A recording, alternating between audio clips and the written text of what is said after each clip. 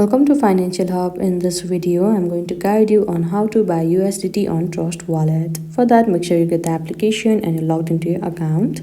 Before entering, you need to enter the passcode. Now at this home page, there you can see the buy option at the top. You can simply tap on that. And here you can simply search for USDT. If not, then you can go at the search bar and search for USDT. Now here you can see various USDT option. You need to choose the one according to your preference. But for this video, I'll go for the first one. After that, you will be led to this kind of interface. Now here you need to enter the amount that you want to buy.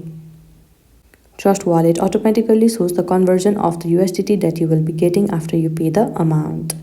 After that, you can simply tap on Buy with Apple Pay. And after that, you will be led to another page where you need to follow some of the instruction in order to buy the USDT. Simply fill down all the credit card or your bank details, and after the payment process, you will be able to buy USDT on Trust Wallet.